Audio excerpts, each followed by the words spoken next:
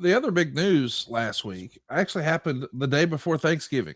It was a very special edition of AEW Dynamite from Chicago, and it was really a test because we saw in CM Punk's hometown of Chicago, Yeah. how was AEW going to handle this? We saw a six-man tag with the Elite. Of course, that's the Young Bucks and Kenny Omega. They were taking on the Death Triangle. We think a lot of the Lucha Bros, and of course, Pac is with them. And man, what a match they had. It's a best of seven series. It sort of feels old school in that regard, like Nikita and Magnum back in the day, except boy, with the volume turned all the way up. But they did a lot of little things in the match to sort of troll CM Punk and rile up that hometown Chicago crowd. And the internet, as a result, was convinced, or a lot of folks online, oh, this means CM Punk is coming back. What do you think of that? And I didn't see it. Well, you and I talked about it. I did not see it. So, was the crowd chanting, "We want Punk"? well, and they were upset with the Elite too, and I think it's an interesting time because in wrestling, everybody wants to believe there's maybe a conspiracy theory, and there's maybe Mhm. more to it than what there really is. And The Elite being, Kenny Omega and the Young Bucks. yeah, okay. I I'm curious to see what happens next. I don't think it was any sort of an invitation for there to be a CM Punk return. I could be wrong on that. I hope I am. I'd like to see him do more in wrestling, but it doesn't feel that way. But it is interesting because it almost feels like on some level you just want to leave well enough alone. But that's not what happened.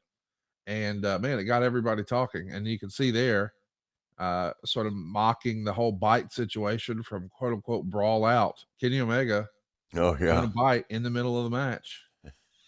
God. I mean, listen, if Well, you're if you're wanting inside baseball, yeah, there it is. I like that. I had a feeling you might. Yeah, no, it's there again, like I said, in my opinion,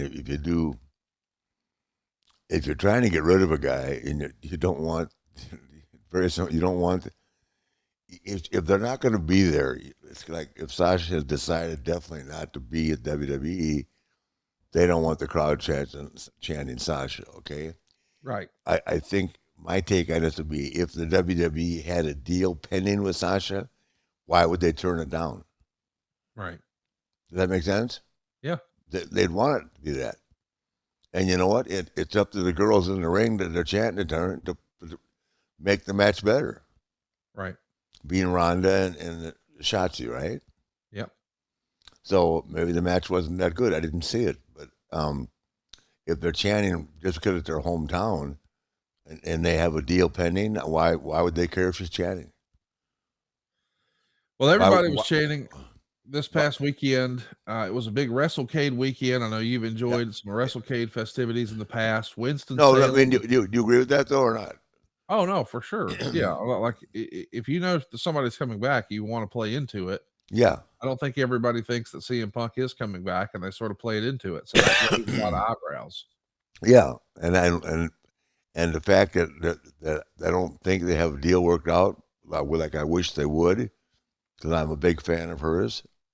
Um, but I think if they had a deal worked out with her, that they would want the crowd chanting, "We want her." Sasha. You know what I mean? Yeah.